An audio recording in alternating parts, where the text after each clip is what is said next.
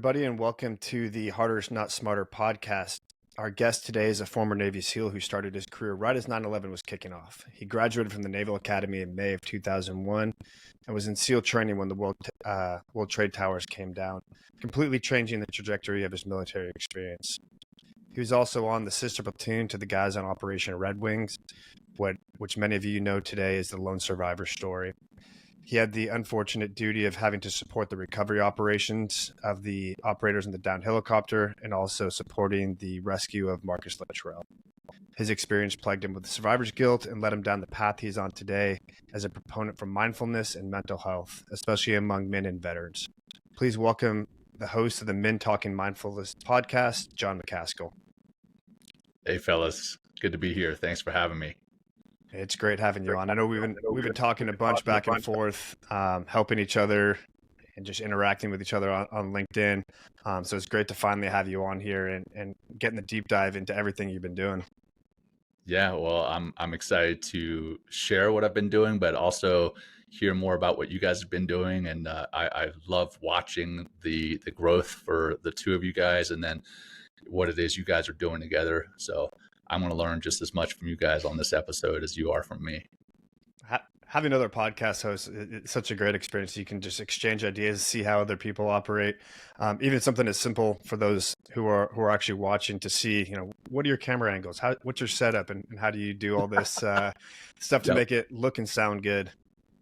Oh, absolutely, man. I get people reaching out regularly. They're like, "Hey, man, could you walk me through how to start a podcast?" I'm like, that's not a 25-minute conversation. I've been doing it for 5 years now, and it's something that takes some time. And what I just tell them is launch, learn, and adapt, which I see you guys doing, and that's awesome. You figure it out along the way, and there's a lot of fun actually in figuring out the camera angles, the different mics, all the different technology, the platforms that are out there to launch your podcast, all that, man. There's a lot of fun in it.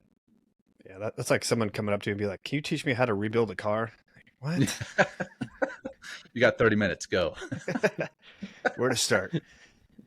So yeah, with the intro, I know we jumped right into the big ticket item of you being involved in Operation Red Wings. I'd love to hear how that experience affected your career, especially as a leader, because you went on to command SEALs at pretty much every level through commander. How does that mindset early in your career affect your outlook as a leader, as an operator, and just being there to provide sound judgment for your men as you're going on through the war, the GWAT for the next 20 years, basically? Yeah, man. So my involvement in that operation, unfortunately, it was not from an angle that I wanted to be in. I was at a desk when I knew my boys were out there fighting, and more specifically dying on the battlefield. And people were like, "Well, you were at a desk. How does that bother you?" Well, because I was a fellow warrior and I'm sitting at a desk when my boys are out there dying. So how can that not bother me? And the survivor's guilt that many of us are aware of, and moral injury. There was moral injury of not being there, right? Of not being on the battlefield. I carried that with me throughout my career, and it caused me stress and anxiety, depression. But as a leader, what it did initially, it made me very risk averse. I was like, "Hey, man, I'm not sending my guys out to die for some stupid shit, or if there's too much, if the risk is outweighing the benefit of the operation, I'm not sending my boys out." And that caused me some trouble initially as a leader. I mean, we're special operators and we're supposed to be going out doing the hard things, and here I was not wanting to do the hard things.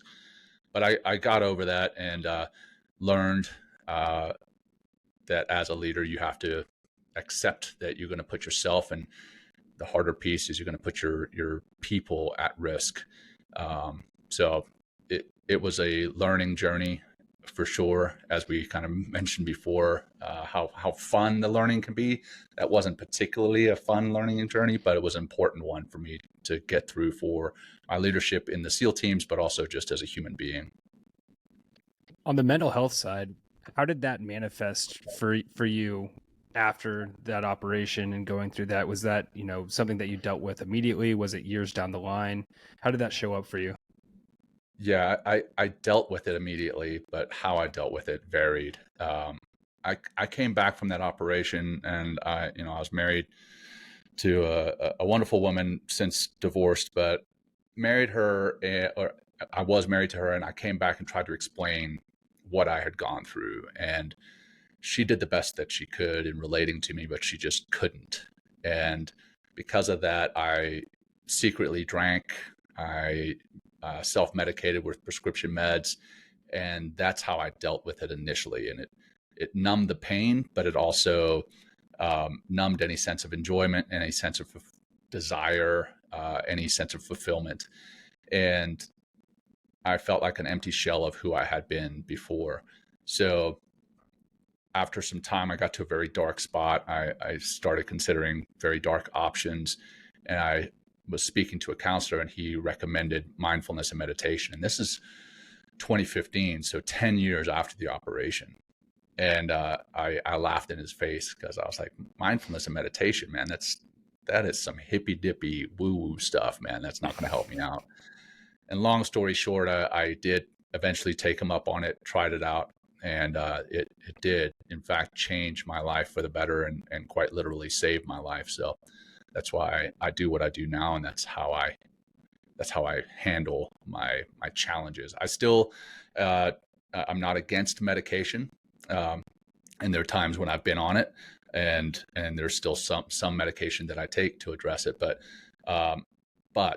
I believe that mindfulness and meditation, in addition to medication, in addition to counseling, those all can be very beneficial to our mental health.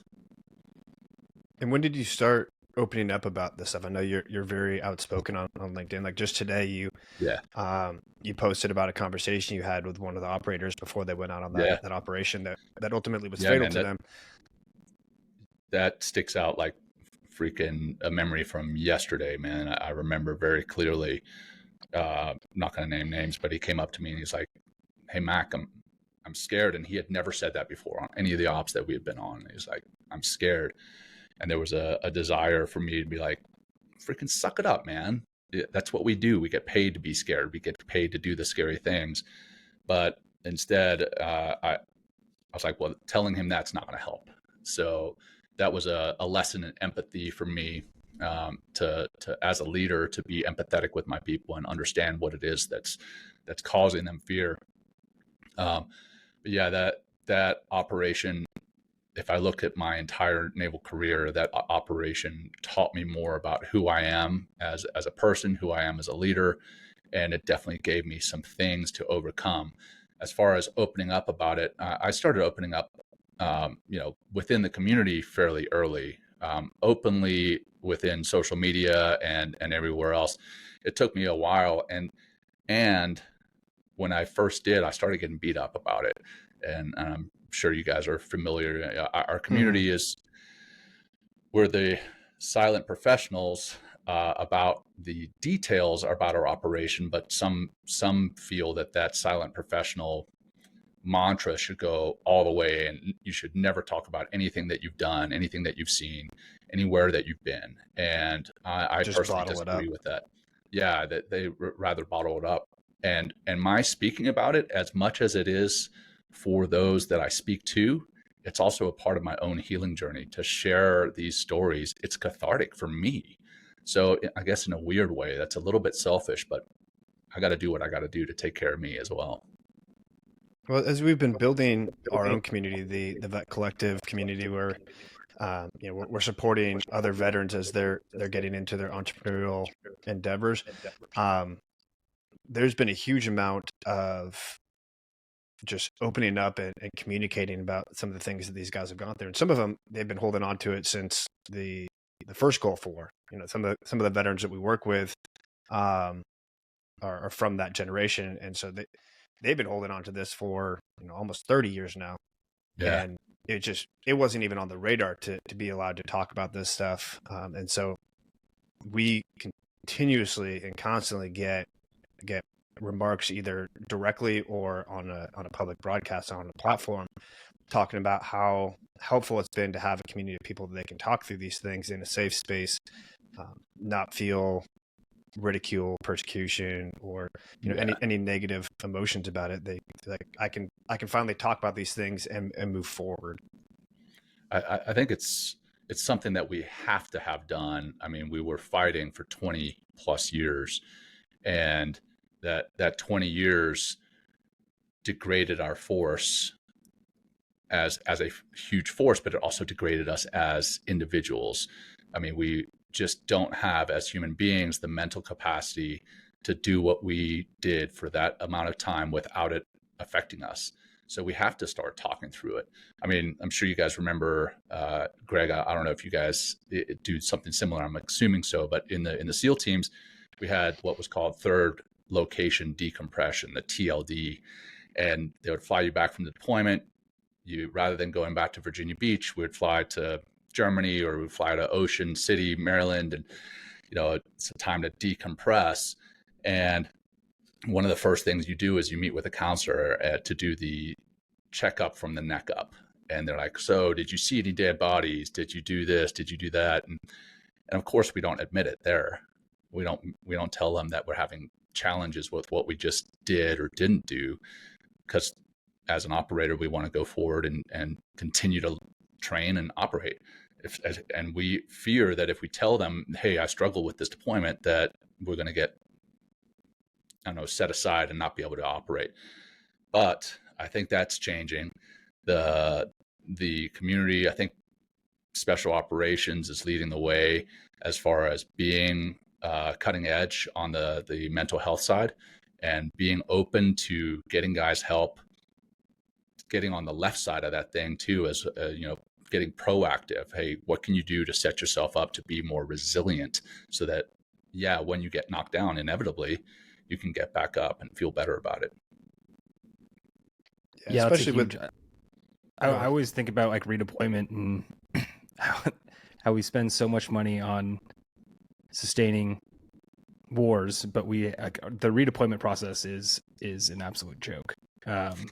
There's no way to hide it. It's just, and going back to your point, it's such a weird time to be going to war too. Like, where we live in this society where it's like you don't see anything like that, and then you go over to these third world countries and it's like the Stone Ages, and it's such a weird thing to deal with, going back and forth from those types of environments. For sure. It's tricky. It is, man. I remember coming back from the 2005 deployment, and that was the deployment with Red Wings. And I went to a coffee shop, and there was a part of me that, one, I felt guilty for being in that coffee shop because I was ordering myself some frou-frou coffee drink and whatever, and then a person in front of me ordered their frou-frou, and they got it without, I don't know, skim milk or something, and they flipped out. And man, there was a part of me that just wanted to grab that person and shake them and be like, can I cuss on the show? Oh, please. Yeah, absolutely. All right. I was like, you have no fucking idea what is going on the other side of this planet, to allow you to have this coffee with your skim milk in it. So shut the fuck up. But I didn't do that. But man, there was a part of me that wanted to. And rightfully so. I mean, you were East Coast, it sounded like, but like here in San Diego is arguably the premier spot you can ever live on this planet. Like, we have some of the best weather. There's very little crime here. Everything's beautiful. It's just like an all around great spot to live. And so you take this elite fighting force that trains here, and then we go to the worst places in the world. And to Greg's point, the speed with which we operate now is insane. Like World War II, you literally get on a boat for a month and go someplace. Vietnam, they'd stop over in Hawaii and usually ship you back and forth. They didn't have that transatlantic flight. Nowadays, like we can be one day in San Diego, next day in Afghanistan. Yeah. And then again, just as quickly coming back. And so there's zero decompression time for people. They're going from seeing combat, being fearful for their life, like on heightened awareness, and they're coming back and immediately being reintegrated back into society. And honestly, Go on leave. Yeah. And the first responders are dealing with that on a regular basis here too, where firemen, police officers, especially in some of these hard hit areas, they're literally day in, day out living in the same spot that they're working. They're seeing some terrible stuff. My friend's a flight paramedic. He's like, I couldn't tell you how many bodies I've picked up off the freeway.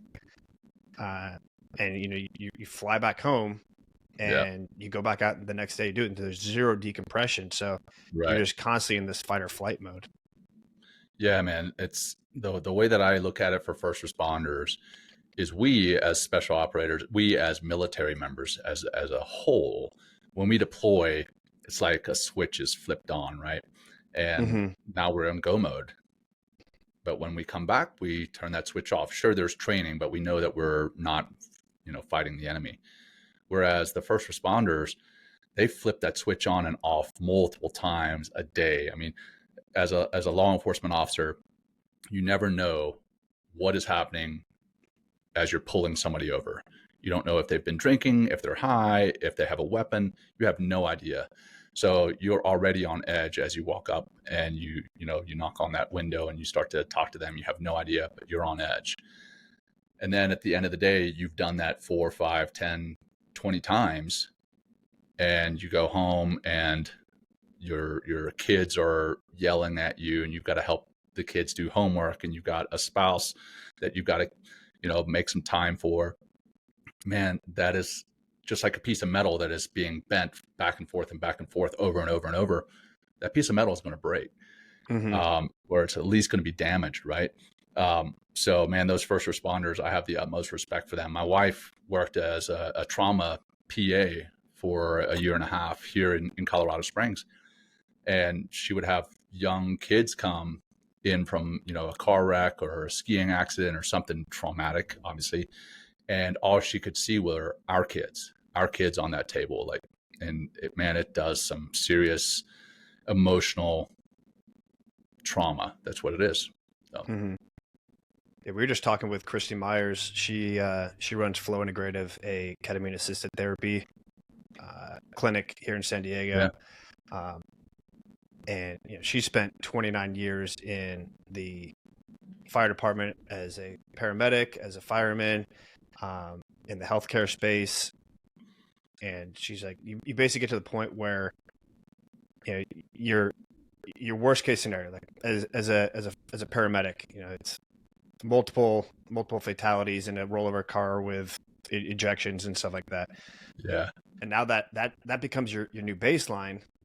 And every time you go out, if it doesn't reach that, you no longer are getting that heightened sense. And so you become numb to a lot of what you're seeing. Like, oh, it's not as bad as this other thing.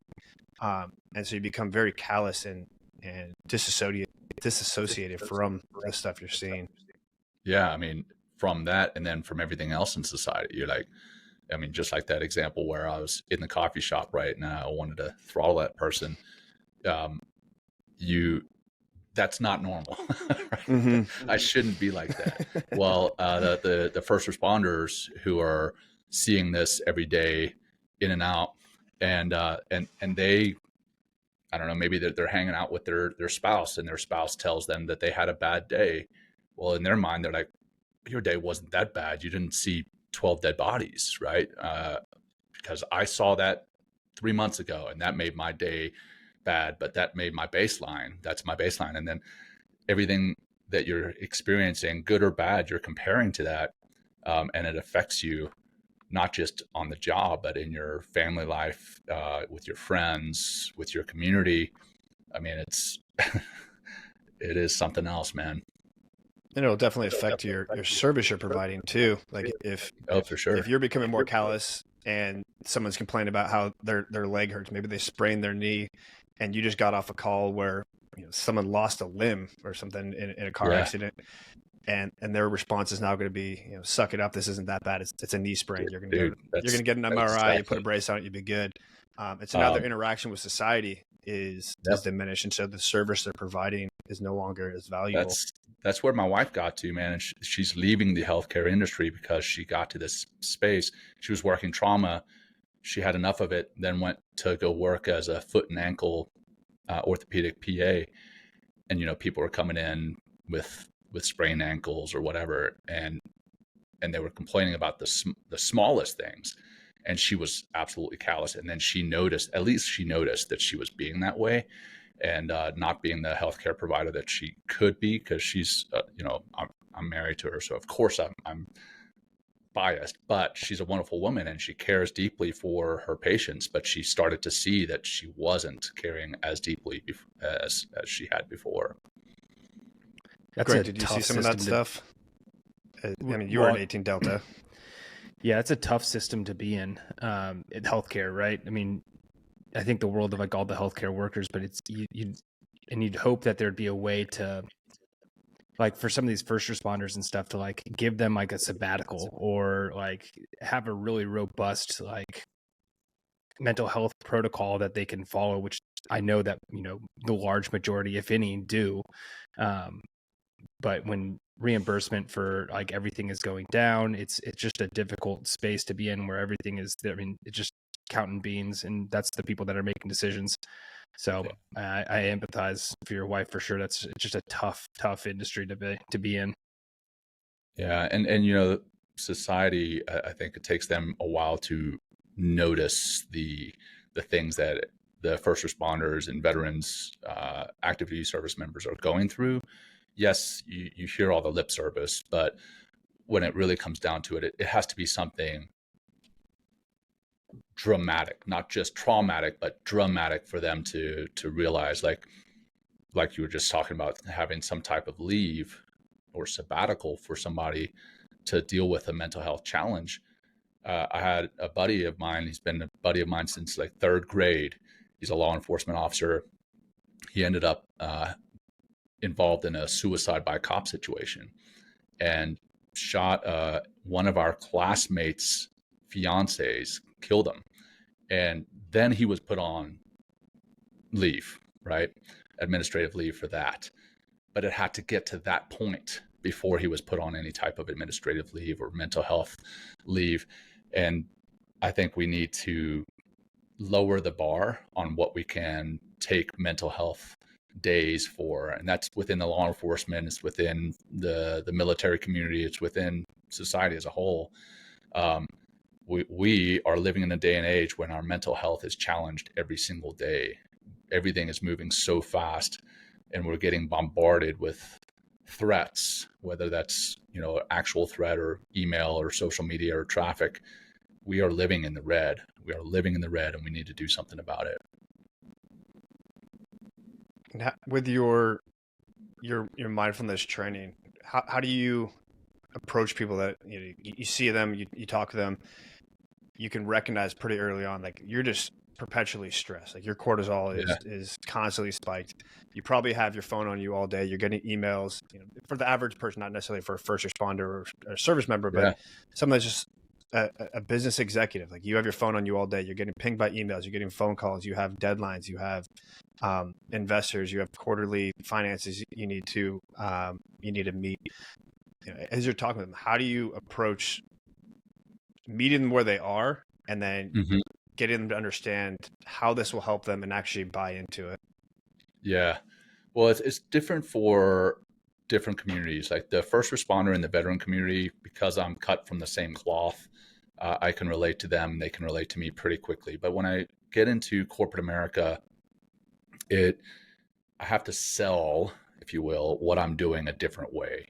I can't come in and be like, hey, I'm gonna change the mental health of your organization, because yes, that's gonna land with some CEOs and some C-suite representatives, but some are like, all I care about is the bottom line. I mean, they don't tell me that, but I can tell. So I will come in and say, look, I'm gonna talk to you about this hippy dippy woo woo stuff. And I tell them that that's how I looked at it at first. And then I tell them the way the counselor sold it to me was he actually flipped the script and said, what if I could give you something that would change your performance physically and mentally, professionally, and personally? And once I heard that it was going to be a performance enhancement, then I was like, yeah, I'm going to grab onto that. And that's how I tell people now. I'm like, hey, you can improve the efficiency of your organization. You can change the productivity of your people. You can change their focus. You can keep them more present at work because you have absenteeism where you're not there, but you also have mental absenteeism. So we can change that. And that's going to ultimately change the bottom line. Oh, and by the way, you're also going to have a more mentally capable, mentally healthy force. And that's the piece that I care about. The bottom line, that's the byproduct. But as far as the C-suite sees it, sometimes it's the other way around. The byproduct is that their people are going to be happier and healthier. So that's how I kind of sell it, to frame it, rather. I think that's a better way of saying it, frame it. Have you worked with a company that's allowed you to quantify the success that you have of the program? Yeah. We come in and completely reassess their key performance indicators. I mean, so many KPIs are based on numerical output of the organization, numerical output of that particular individual. And we change the KPIs to like, how many hours of sleep are you getting a night? And how many times are you visiting a counselor, a mental health professional, and those types of things. And we've seen those numbers increase. And I know that sounds a little counterintuitive, like, oh, wait, you're visiting the mental health professional more often? Well, that's a good thing. If we can change the stigma that surrounds mental health, and I actually don't call it mental health as much, I call it mental fitness, to try to get people proactive rather than just addressing it when they have a problem. That's what changed it for me, was in the SEAL teams. Towards the end, when I was, as a commander, I had this big calendar behind me, and I started writing mental fitness appointment on my calendar, and my guys could see it. And then they're like, hey, tell me about this mental fitness stuff. What is that? I'm like, it's the same stuff you know about. It's the counselor downstairs. I've just changed the name of it, and I'm getting proactive. And that's when they started to get proactive. So I think that's a change that we have to make as well. But yeah, you can see it. It's measurable, man, the changes in organizations. Yeah, that's awesome. I wrote about this yesterday because I saw that Elon Musk had fucking put like something like has never been to therapy on my gravestone. And to me, it's like, and to your point, like the number of hours that go up, like it doesn't matter if you need it. Therapy would be beneficial to anybody that's willing to go see it, because all you're doing is learning how to cope with different stressors. And right. That, how is that not helpful to everyone? Exactly. And some of the comments were like, well, if you include like coaching and mentorship and that, like, then I would consider it, like, then I would consider you being right here. But I'm like, go talk with somebody that does this for a living, that like literally that's all they do is just talk to somebody. I mean, think about the cognitive behavioral therapy, right? That I'm sure we've all done some level of. And when you start to kind of peel back the onion and you see that the stories and the narratives that we have that are like hardwired or almost hardwired into our brains and our personalities, but they can be changed so that we can see ourselves in a different light. And if we start to see ourselves in a different light, then we show up differently. We show up differently at work. We show up differently as fathers, as husbands, as wives. Just we show up differently. And that's why I love therapy. I mean, as a matter of fact, I have an appointment later today. So there you go. Mental fitness appointment. Their mental fitness. That's right. And with your podcast, the general theme is obviously the mindfulness and the mental fitness stuff, but really bringing in the masculine side. We're going back to our grandparents' generation, where our grandfathers fought in World War II or Korea. They had different names for it, whether it was shell shock or other things, but it was just a stress of the moment, and then it'll dissipate over time. It was very much a bottle it up and deal with it on your own. Don't talk about your problem society. How are you Yeah. broaching that this is an acceptable topic to talk about with other people and other men? Yeah. That last part is the kind of the crux, is that we're trying to change the stigma specifically for men, and by changing it for men, a large preponderance of the military force is men, right? I mean, obviously my wife was a Navy PA, and there's plenty of unbelievable women in the service, but still the percentage is preponderance is men. And by changing the perception of mental fitness, mental health for men, then we feel that we can change it for service members as a whole. So the show, yes, it's called Men Talking Mindfulness, and it started as just two dudes talking about mindfulness, mindset, grit, resilience, that kind of stuff. We started on Instagram Live. We had like 6 listeners, and then we realized that the majority of our listenership, all 6 of them, were men. And then we're like, oh, well, it's not just called Men Talking Mindfulness because it's 2 dudes talking. It's called Men Talking Mindfulness because we want to bring this stuff to men. Now, there's still women listeners, and we love our women listeners, and we have women specific issues. We had a whole episode on motherhood. We had an episode on women's sexuality, because guess what? Men need to understand that too. So it's we are on a mission to change what mental fitness looks like within the population, but then specifically amongst men. And we feel that with that, it's going to change the veteran and active duties perception as well. Tell us about your co-host. I don't remember actually who it is. Yeah, Will Schneider is like a brother from another mother.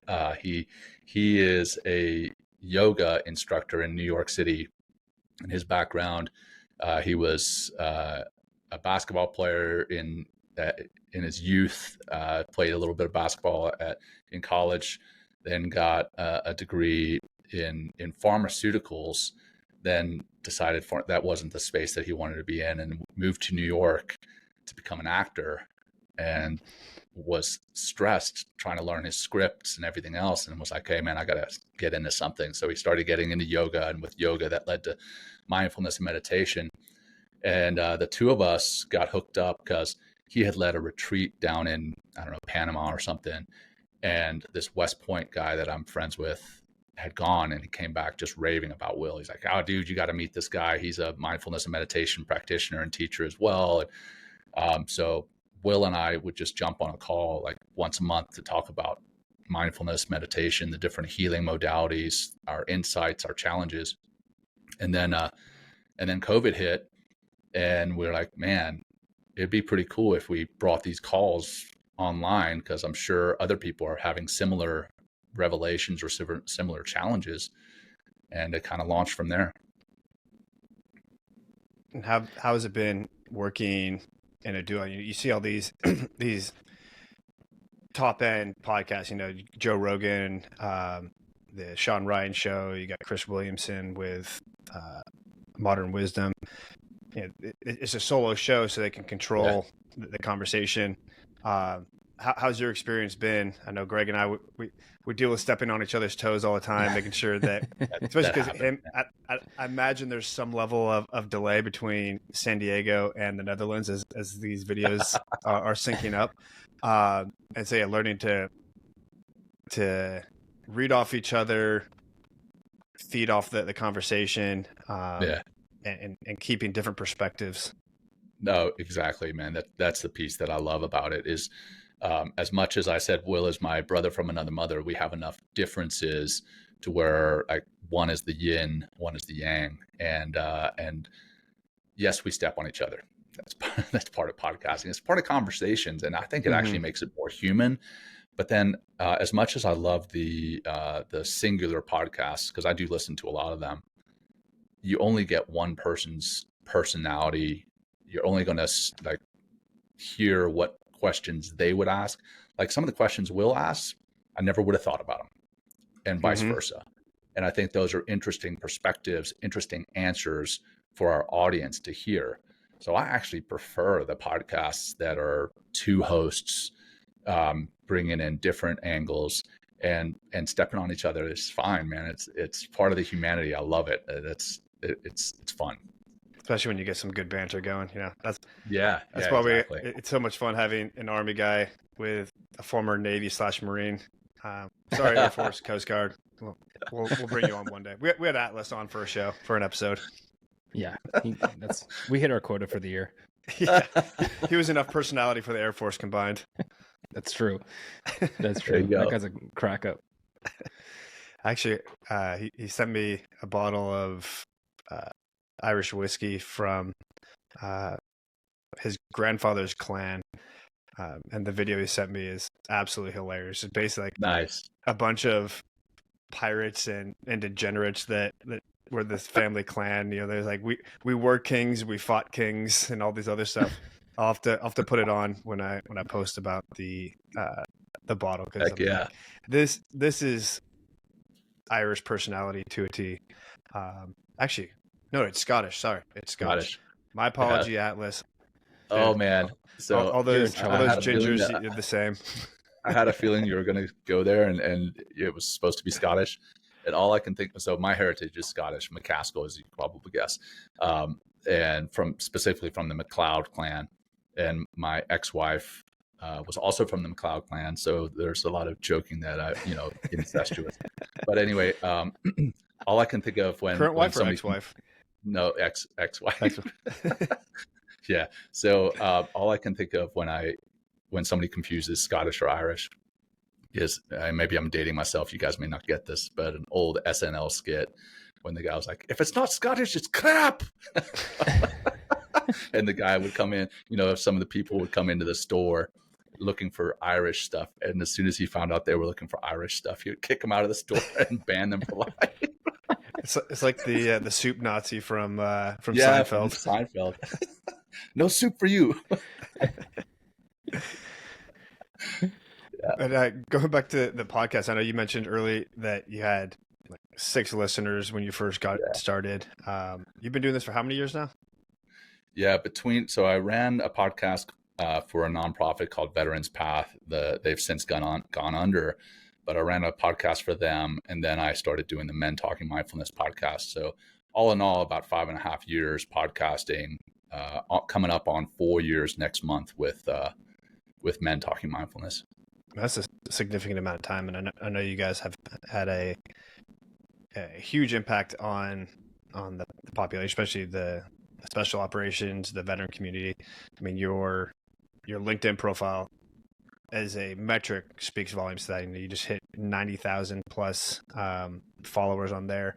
You have the coveted blue top LinkedIn voice, not the BS LinkedIn community voice where you write a couple articles and you get a cool badge and make you feel good about yourself. Honestly, I'm not even sure how that happened, but one day I woke up and there was that blue LinkedIn top voice, and got a couple. The LinkedIn gods have blessed LinkedIn. You. Is that literally it? That's what happened.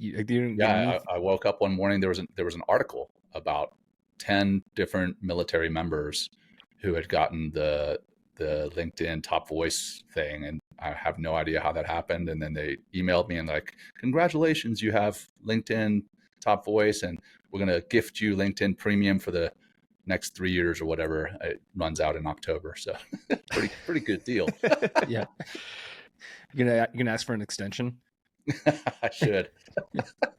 Did they say anything about like the duration or requirements of the LinkedIn voice or top? I don't know. Is it LinkedIn voice, top voice? LinkedIn the blue badge. Voice. Yeah, the blue badge I think stays forever, but the premium's a special gift, I guess. Whatever. I don't feel guilty about it. I give them plenty of business, just like you guys do. Yeah, for sure. Yeah, nothing to feel guilty about. I mean that. Yeah. It doesn't cost them anything to like from regular LinkedIn to LinkedIn Premium. It's not like they put any extra hardware or effort into it. They just say, all right, you have access to these metrics. Really, like you can see how many followers you have and how much traction your content gets. Right. Which is That's helpful. a great point, though. As a creator. Yeah. You should, oh, super. There should be some sort of like threshold where it's like, if you get X amount of impressions or whatever it is, that you should get free LinkedIn premium. Yeah. Maybe we can broach that topic with them. Hey, LinkedIn, Between the if you're three listening, of us, how many? Yeah. I mean, we got like 100 and something thousand, 150,000 followers. Yeah. They'll tell us to fuck off. I know. That's exactly what Like, they say. Like, come talk to us when you're at 500,000. Like, fair enough. Yeah. Fair enough. chumps. Plus LinkedIn likes having everything held behind the curtain of Oz. You see it all the time. People are speculating about what the algorithm is. Like Facebook, they don't care. They'll let you know they're spying on you and pushing content and Based on what you said yesterday. Yeah, just like whatever gives more traction for them. They're like, yeah, it's in the algorithm. You can read it. LinkedIn, it's like, no. We won't tell you how you. Yeah. You'll just notice changes in your content and your impression. Yeah. Which makes it a fun cat and mouse game, I guess. It is. It is fun. So, John, what's been the biggest challenge getting people to kind of back to like the mindfulness talk? What's been the biggest challenge getting, or like, I guess maybe what's the biggest objection you get from people that are tuning in and thinking about getting into mindfulness or talking about men's mental health? I have my own answer, but I don't get a whole lot of pushback from people who are thinking about mindfulness or are mental health advocates. The mental health advocates, they already buy in. Those who are wanting to get into mindfulness for whatever their reason, there's at least some level of buy-in there. Where I get the most pushback is, funny enough, I have Man of Faith on my LinkedIn, and then it has stuff about mindfulness. I get a lot of pushback from fellow faithful individuals, men and women.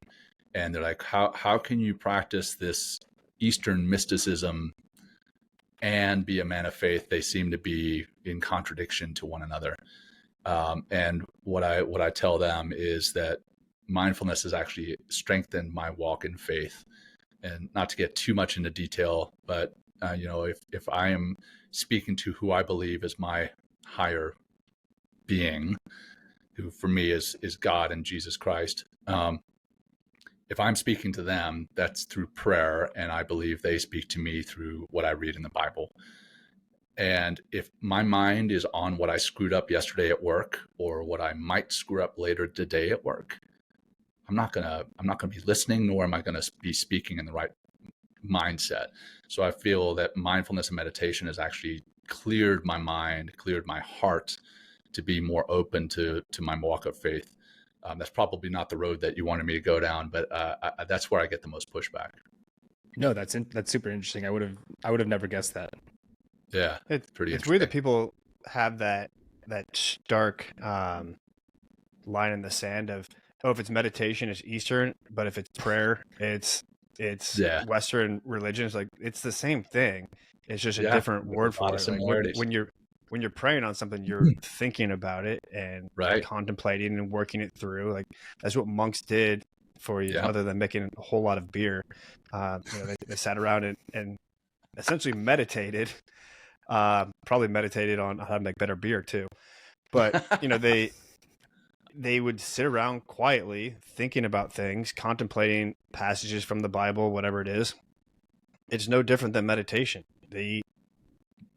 Meditation, it just has this Eastern European or Eastern philosophy connotation to it, but it's human nature. Like, to work through a problem, you need to be present. You need to think on it. You need to work through some of the issues, not let your mind wander to all the random things. The mind's going to want to grasp at anything to be engaged, especially in today's society where it's just overly stimulated and it doesn't want to have downtime. Screen time is the worst, where you're just bombarded with notifications and sounds and colors. And so I tell people all the time to ask how to get into meditation or prayer, or whatever it is you want to talk about. I'm like, do it for 15 minutes. Sit without your phone, without anything, any stimulation around you, just in a quiet room, and think about nothing for 15 minutes. it will seem like the eternity to you. Yeah. Because you hear from people that's like, I can't get into it because they try and like, I'm going to sit down for an hour and meditate. Good luck. Yeah. I've tried that. I've gotten to that point where I can do that, but it took time and effort. But when I run retreats, the first quote unquote meditation that I do for a retreat is just to sit still for 5 minutes. No phone, no guidance, nothing. Just sit still. And people struggle with that 5 minutes of not doing anything. And then coming back to your point about screen time, I have a minivan. And Kevin, if you don't have a minivan yet, you will. I know you're a new dad, so I fought against the minivan for a while, and I eventually gave in. Those things are spaceships. Like they have every feature. They are so practical. Creature comfort. I love my minivan. I actually drive my minivan more often than I have my truck. Anyway, the reason I bring it up is there's a DVD player in it.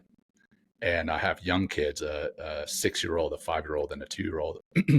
And we'll drive like a short drive to school or something. It's like 15, 20 minutes. I live out in the country, so a short drive is 15 or 20 minutes for me. And they'll be like, hey, can we watch a movie? Can we watch a movie? I'm like, no, we're not going to watch a movie for this 15-minute drive. We're going to be quiet and we're just going to talk. Or I guess that's not really in line with one another, talking and being quiet, but we're not going to watch a movie. All right. So yesterday, you're not going to be sitting there passively receiving. Yeah. I was driving to school with my daughter, and I was like, hey, let's play a game. I'm going to start a story, and then you tell me the next line, and then I will tell you the next line. And she freaking loved it.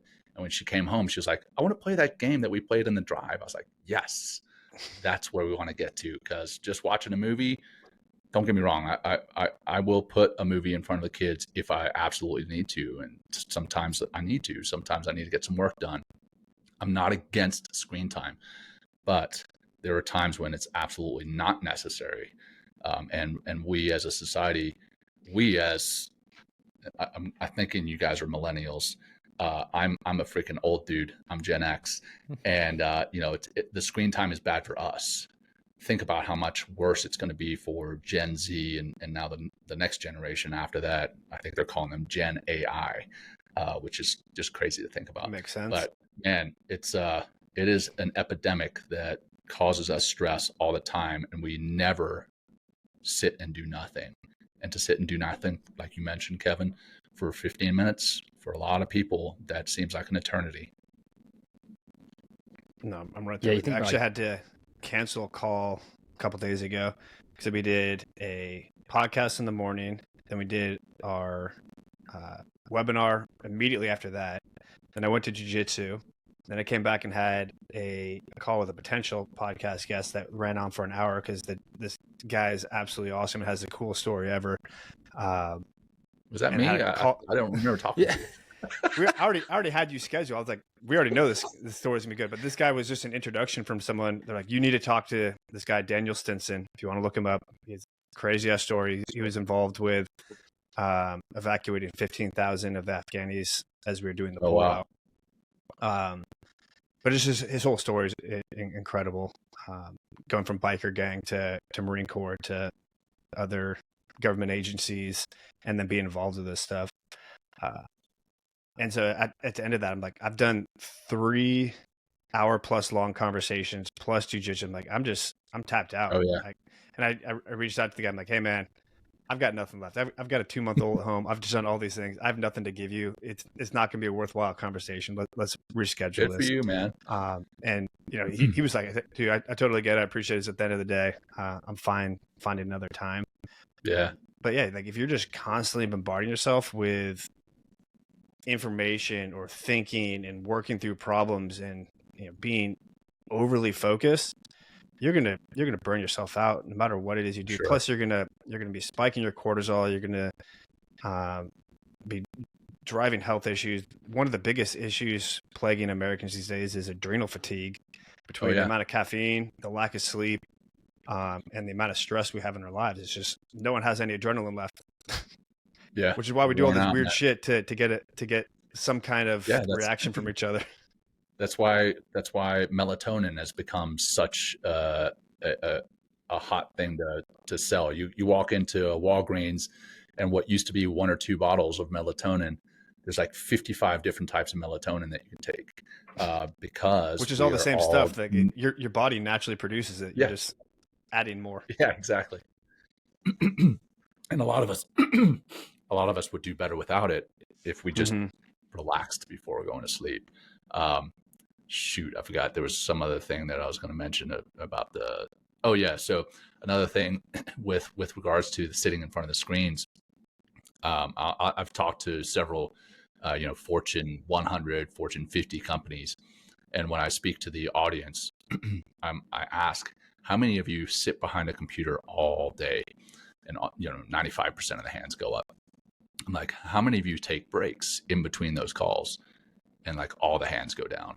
It's like back to back to back to back. Like if you're coming into a Zoom call late, like 2, 3, 4 minutes late, and your excuse is, oh, I was just wrapping up another call, that's not the way to do things. So what I try to do is I actually try to schedule my Zoom calls, my video calls for 45 minutes. That gives me 45 minutes to have the conversation, gives me 5 minutes to go use the restroom, gives me 5 minutes to process what I just went through, gives me another 5 minutes to get ready for the next call. And man, that's a game changer. Getting up and moving around for 30 seconds in between calls. It's good for your body. It's good for your mind. I go through Calendly. Love Calendly. It's the greatest, or one of the greatest applications out there. You can put in a buffer, 30 minutes. You can put in whatever buffer you want, but I have a 30-minute buffer before and after any event. To make sure that I don't have those back-to-backs. So as a recruiter, I would do that, where I'd have one candidate call and another candidate call and another candidate call. Like I would have zero time to even look to see what the resume was of this person and what their background was. And I'd have 3, 4 jobs I'm looking for. I'm like, which role is this person even applying for? Yeah. And I was like, I'm not getting anything out of this. So I started building in that buffer, and it makes life so much easier. Now you can actually take some time, as you said, decompress, work through the call, take your notes and write up the executive summary of the person, whatever it is you need to do. Like there's no reason for you to be going back to back to back. You're not doing anybody a service. Just because the default on Zoom is an hour or whatever the default is, that doesn't mean you have to do it. Yeah. And even if you schedule it for an hour, it doesn't mean you have to be online for the whole hour. So anyhow, I'm getting on my soapbox. Yeah, I like the idea of playing offense with your calendar. I forget who I heard say that, but I like that. I think that's such a good phrase, is playing offense with your calendar. Scheduling in time to work out, time blocking things that are actually important, that your non-negotiables for the day. I think that's such a great practice. Yeah, I just had a phone call with a guy this morning, or a Zoom call with somebody this morning, and he was talking about mindfulness meditation. I mean, that's what I talk about, right? So anyhow, weird. He's like, right. So he's like, hey man, it's really become a part of my morning routine. I get up, I, go to the restroom, I take a shower, and then I meditate, brush my teeth, head out the door. And it's become a part of my morning routine. I was like, yeah, it's emotional hygiene is what that is. And I kind of came up with that term on the phone. I was like, that's what we're doing, is we're washing off all the emotions from the day before, and we're getting ready for the next day or the day ahead. And I think that's what we can do in between Zoom calls, at lunch. We need to have these breaks to literally wash off, I guess figuratively, it's the misuse of literal, but wash off these experiences that we've just had, so that we can go into the next experience in our best self. Yeah. And here's another question you should ask, especially these large organizations. How many people check their phone before ever getting out of bed? How many check their phone before saying hello to their spouse? Yeah. I made it a policy, like my phone isn't in the bed. I had to buy a watch that had an alarm on it, because I found myself like rolling over, grabbing the phone, and it's like, I'll just check a couple things. Yeah. And you start looking at emails, and you start looking at social media, and then you start looking at text messages. Next thing you know, you've been laying in bed for an hour, accomplished nothing. And you've already put your mind in that work mode before you've put your feet on the ground. You're reactive, man. And that's, I asked that specifically. I'm like, how many people in here have done nothing for 5 minutes in the past week? No hands go up. I'm like, okay, how are you waking up? And I'm like, I hold this up. I'm like, how many of us wake up with our phones? And 95% of the hands go up. I'm like, okay, what's the first thing you do after hitting the alarm button or hitting snooze a couple of times? And almost everyone in there is like, I got to check my email. I got to check my social media. I'm like, how much important email came in while you were sleeping? Very few hands go up. Like most of the time, the stuff that comes in the middle of the night is a bunch of crap. Now, the other side of that, as a leader, if we're sending emails to our people at 9:30, 10:30, 11:30 at night, we're wrong for that, unless it's an absolute emergency. And if it's an absolute emergency, you pick up the phone and you call them. You don't send emails at 11:30 at night. And if you are typing them up because that's when the stream of consciousness is coming to you, schedule it to send the next morning so it's not in their inbox. That's what I was just about to say. There's this crazy little thing. It's called schedule the delivery. Yeah. It's pretty awesome. I use it all the time. It's awesome. You went to the Naval Academy, so you probably talk with a lot of your SWO classmates, or at least used to. I remember hearing stories from them about it was a point of pride among the SWO community to have a time-stamped email at like 6 o'clock at night to show that, hey, I was still on the ship working at this time, and here's my email showing that I was. Oh, geez. From what I understood, the SWO community was just like cutthroat, and it was rough, and they expected everybody to be working god-awful hours. But I heard them like, that is the worst environment you can possibly have. Like, I was mad about having to work to a time instead of a standard. Like, I remember having a boss tell me, when I was in the Marines, like, you'll be here until 4 o'clock. I don't care if you finish everything. But, well, now I have zero motivation to get anything done early. I'd literally go to my office some days and just take a nap. Like, well, I'm going to be here for another 4 hours. Might as well get some shut eye. Yeah. What I used to tell my guys is like, I would see them sitting around the platoon hut and there was nothing going on. I mean, in between some of the more intense training, I was like, what do you guys got going on? They're like, nothing. I was like, if you have nothing going on, do nothing elsewhere. Go home, do nothing there. Because I've always hated, hey, you've got to work a certain number of hours. I'm much more effective if you tell me, hey, you have to do this amount of work. And I'll crush that work. I'll get through that work much faster typically much faster than 40 hours. But if you tell me I have to work a certain number of hours, I'm right there with you, man. What's the motivation? There's no inspiration to do that. Mm-hmm. No incentive. That's the big thing is within corporations and organizations these days is incentivize your people, make them feel like they're contributing, not just being used as a metric mover. Yeah. And even if they are, they're not going to move that metric by working a certain number of hours. Very rarely. Mm-hmm. I mean, maybe in a widget factory where there's no incentive to work faster or anything.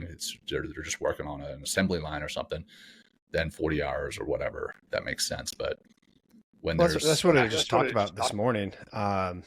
That the 8-hour workday, the 9 to 5 Monday through Friday schedule, that was literally designed by I don't know if it was actually Henry Ford, but Henry Ford and his other factory worker people. It was to create. Honestly, it was actually decreasing the amount of work. I think that before they were working like 12 hours a day, 6 or 7 days a week. He's like, we want to have longevity within our force, keep them productive, engaged. And so they standardized this for factory workers around the turn of the 20th century.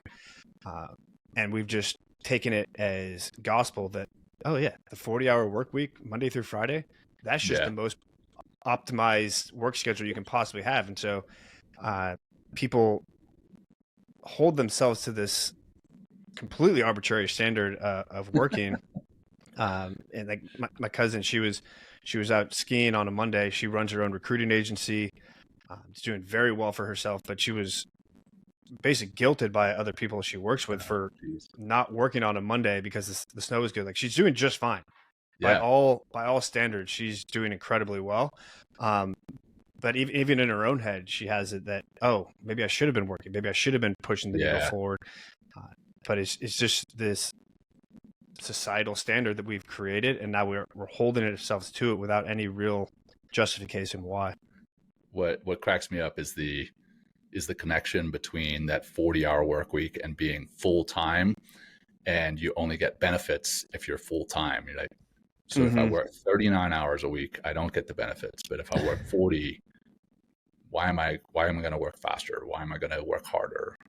Well, I think it's absolutely ridiculous, the whole benefits thing anyway. It doesn't make sense. Like, can you imagine, giving up your house because you lose a job, or, not having car insurance because you don't have a job, but all of a sudden now health insurance? And I get it.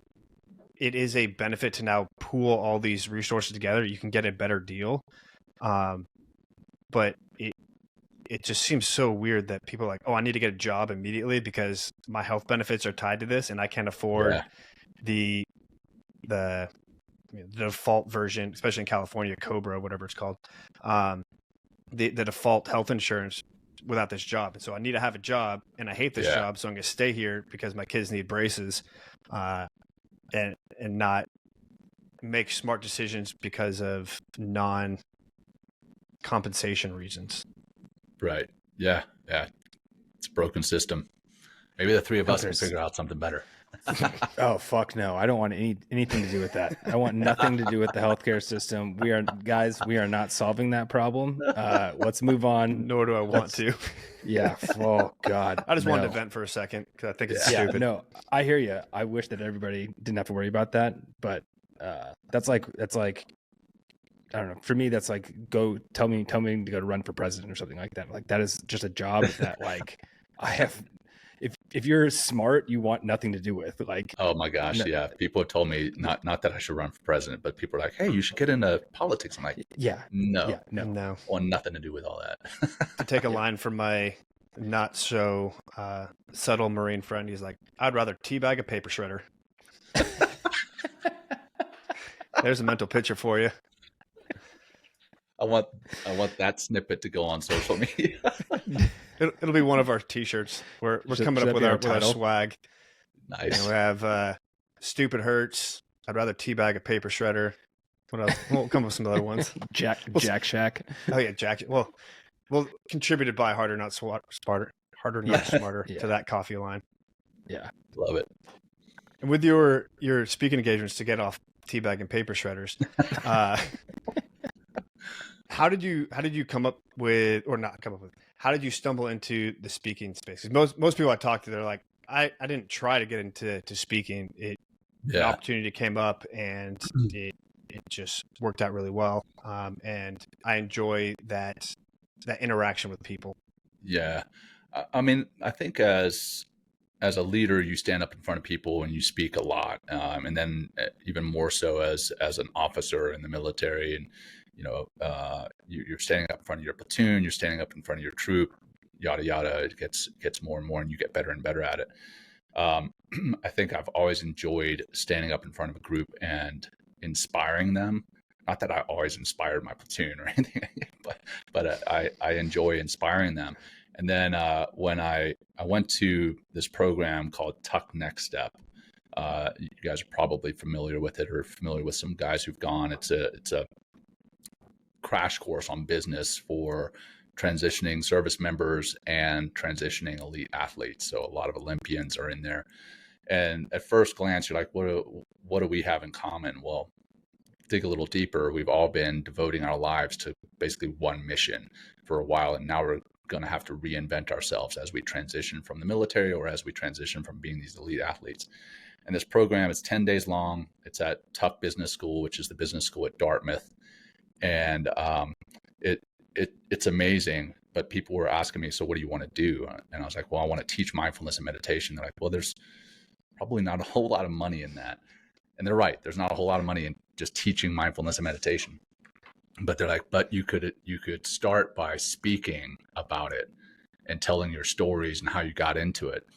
And the Penn Fed Bank CEO came and did a talk for that organization. And then he talked to me afterwards. He's like, hey, I want you to come in and speak to my folks. I was like, okay. He's like, what's your fee? I was like, I have no idea.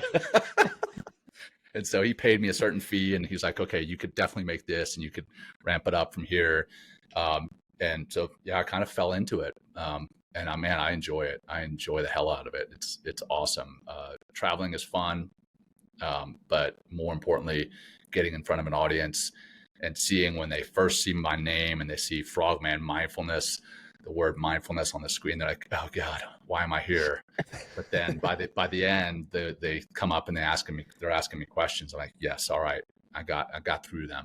I feel like your initial story was. Go ahead. You go. I feel like my initial scenario was similar. I had a guy on LinkedIn reach out to me. He's like, hey, I have an end of year organization meeting. We've had some terrible speakers in the past. I remember last year, it was like the chairman of the board was speaking. I was watching people in the audience's eyes roll behind their heads. Like, I need to have someone more invigorating, more entertaining, with a better message. Come talk. Can you speak to my team? And I was like, yeah, sure. And I immediately opened up a chat with Jon Macaskill. Hey, John, how do I set this up? I remember that. What should I charge? Can you send me your template for your contract? And I just literally made it up as I went. All that stuff I got from another speaker too, man. So it's just been a pay it forward thing. Hey, it's typical military right there. You don't need to reinvent the wheel. Just plagiarize the shit out of it and pass it along. And it worked. Now I've got a couple others that I've been stoking to see if I can get that turning into something, because much like podcasts, I just enjoy talking with people, sharing my perspective, my opinion, my experiences to see if it improves whatever it is they're working on. Yeah. But it is a very weird world to be a part of. It is. Who am I really to be sharing this information?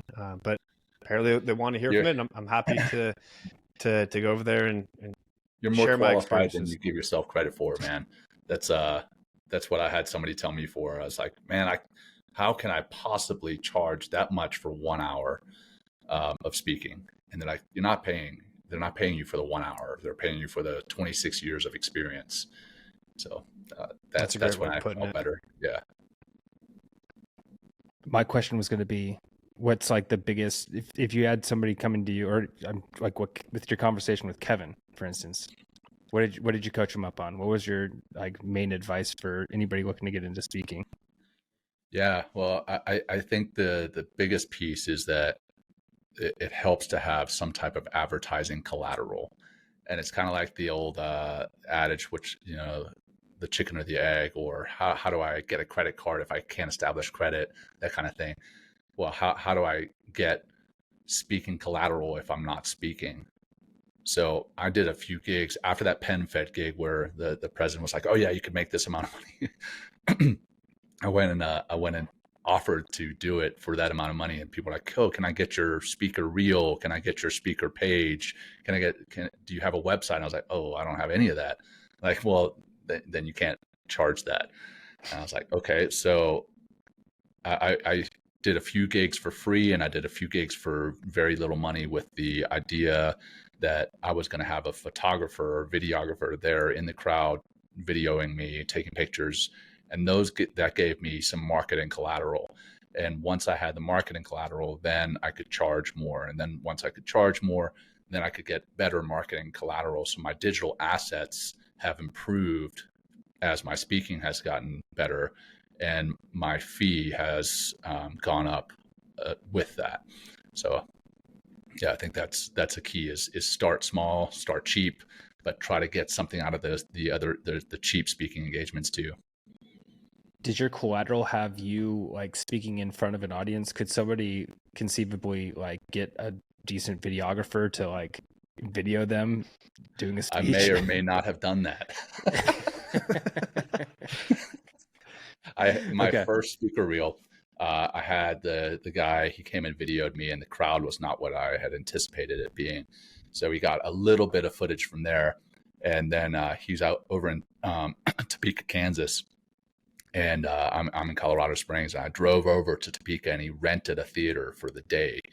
And he filmed me speaking on stage, and the lighting and everything, you can't tell that there's nobody in the audience. So I got some pretty good speaker reel from that. The hilarious thing, man, is I'm speaking on stage and I'm looking into these lights, and he's done all the videography from like down in the audience, and he comes up on stage and films me from behind, and then he's like, hey man, I'm going to start flying a drone. And he flies this drone inside this theater. I'm going to have to send you guys the video of this. I won't name names because he told me not to ever share this, but he's flying the drone, and suddenly the drone is heading full speed towards my head, and I jumped out of the way on stage, and he's got it videoed from the drone and then also from the side cameras. It is freaking hysterical. Yeah, I need to see that. But yes, I have speaker done that. blooper reels. Yeah, right. I should have just put that out. Maybe people would have hired me for my quick reaction skill. I'm also quick on my feet. That's right. Immediate action drills in a new way. Yeah, stuff. I think that is honestly one of the hardest things is getting into the speaking circuit if you're interested in it, because much like you said, it's the chicken and the egg. Yeah. For me, I hadn't planned on it. Some guy just randomly reached out on LinkedIn and gave me the idea, and I was not confident enough, aware enough to know like, hey, this can be a fun, different avenue to bring in some revenue. From what I understand, it can be fairly lucrative, and it doesn't take a ton of time, especially once you get to where you are, where I think you mentioned you have like 3 different talks that you give. Yeah. On different topics.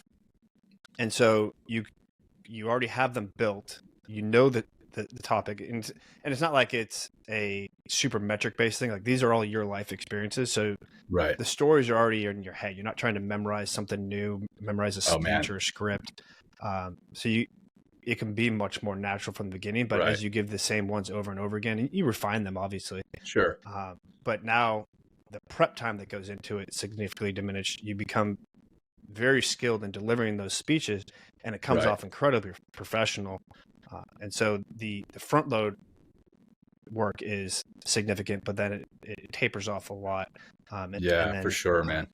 And the anxiety also tapers off a lot, man. I remember coming back to that PenFed talk, and I knew what I was going to be getting paid. I could not sleep the night before. I was like, I've got to memorize this whole speech. I've got to memorize it. And it came off well. But then I realized that, just like you just said, the stories are there in my head. I just tell the stories. I have some type of guide on the slides behind me that guide which story I'm going to be moving on to next. But I do not have a set script that I go by, and it comes off way more natural that way. And I did a leadership conference here in Colorado Springs last year, and some of the speakers had their script, and they even had the script up on their computer. It wasn't up on the screen behind them, but it was on their computer. And it did not come off well, man. It comes off as though you're just reading from a screen. People don't like that. So that, another piece, I guess, of advice is for those looking to get into the speaker space, get your stories together, have an understanding of your talk, but don't try to memorize it, man, because it's going to come off that way. What does it take to get on the TED stage? If you figure that out, you tell me, man. No, I was actually just talking to Dave Wan about that. He just did his. It is basically an open application, and so there's TED and then there's TEDx. TED is very controlled. It's like a higher organization. TEDx is they're basically using the TED platform and notoriety, but it's a separate group of people that put it on, and they just need to follow specific guidelines. It's kind of like franchising it out. Yeah. And they do it at like educational seminars, and they do it at a lot of colleges. And so he found out there's one somewhat nearby to him. He put in his application. They asked him for, I don't know if that's like a 5-minute video summarizing the talk, giving a portion of the talk, whatever it is. And they go through and they're going to say, we have 15 speakers, whatever the number is. And they just pare it down based off of the amount of space they have and the number of candidates that put in an application. But yeah, he literally didn't cost anything. He just needed to apply for it, and he got picked. Nice. Yeah, and having that, man, having a TED talk, yeah, that's like the gold standard for a speaker. Mm-hmm. Yeah, Atlas Altman has done a couple of them too. So between him and Dave, if you are interested in going that route, I'd reach out to them and for sure, and pick their brains. Yeah, definitely. I'm not interested, John. This is for you. This is all you make. Or anybody else listening that wants to get into it. Reach out to Dave Wan or Atlas Altman. They've both done it. There you go. But going forward, where do you see the Men Talking Mindfulness podcast being, your speaking engagement? What do you wanted to go forward over the next 5 years, having it look like? Yeah, man. Well, the podcast right now is in the top 2.5% globally, and we'd like to get it into the top 1% within the next year and a half. We're putting a lot of effort into growing our social media, which will indirectly grow the podcast and vice versa. Putting time, energy, and resources into that. We're traveling out to a podcast convention just north of you there, Kevin, later this month up in LA. Which one is that again? It is Podcast Movement. I think Podcast Movement. And, spending 3 days there, learning from other podcasters, getting connected with other podcasters by going on their show and sharing what it is we do with Men Talking Mindfulness, and then vice versa, kind of doing the pod swaps. So growing the show, just like any other podcaster, that's our goal. But we have some specific metrics in mind. And then more importantly, our vision is to positively influence 1 million men in the next 5 years, not just 1 million downloads, 1 million men, and other listeners, but the goal is specifically men. So that's where the podcast, that's the idea. Hopefully we'll still be running it in 5 years. We don't drive it into the ground. For sure. It takes a lot of effort to have. You guys launch every week a new episode? Yeah, new episode every week. Yeah, we do it. We do it live on LinkedIn. So there's literally no editing as it goes live. I mean, we've had some people come on and do some wazoo shit. We basically got a counseling session. Me and Will got a counseling session by one of our guests, which was super uncomfortable. But yeah, we do it. We do it live on LinkedIn, YouTube, all the different social media platforms, and then we take that and turn it into the podcast the following week. But yeah, we do about 5.5 months per season. We take 2 weeks off, 2 or 3 weeks off in between, and we do 2 seasons a year. How many episodes are you guys up to now? Well, we did some micro episodes. We call them micro doses. We did about 20 of those, and if you don't count those, we're at 169 episodes. So nice. That's incredible. Getting up there. Yeah, it's fun. It's awesome. Awesome. It's been an absolute pleasure having you on, getting to chat through your experiences and hearing how you've grown your, I guess, mini media empire of speaking, of social media, of podcasting, a little bit of everything. What was it? We didn't plug, and a book. I do have a Johnny. book. Yeah. It's super short. Like, I'll show you how wide it is, just to inspire you to actually read it instead of just getting it on your shelf. But it's called Unleashing Inner Strength, and it's got a little meditating frog on the cover, and then me and my beautiful bride on the back. Where's the camera? There it is. Unleashing Inner Strength. Super short book. I literally wrote it from one of my speeches. I had a guy that I was talking with, and he's like, "Oh, do you have a book?" And I was like, "No." And he's like, "Well, I just listened to you speak for an hour, so you have a book." So I sat down with my book that I was writing on one screen and my talk on the other, and just wrote it. So super short. Have you considered doing that for the other speeches that you have, like all three, and compiling it? No, I don't think the other ones would really make great books. They're good talks, but yeah, this one makes a better book. Cool. I am working to write a book with my podcast co-host. It's going to be called Mindfulness for Assholes and Those Surrounded by Them. Little hat tip to Spaceballs. That is awesome. So, working on that. Well, great. So you have your LinkedIn, you have your Instagram. You guys are on YouTube, Spotify, Apple, I'm assuming, for the podcast. Yeah. Sure enough. Is there anything else you want to give a quick shout out to before we sign off? Yeah, I'll just tell you, the easiest thing to do is to find out kind of the things that I've got going on with regards to the podcast, the retreats, workshops, if you just text the word mindful, MINDFUL, just one L, not two, to 33777, that'll take you to my social media, my email, and everything else. So I'd love to have you guys check it out and have your audience check it out. For sure. Well, thank you so much for being on.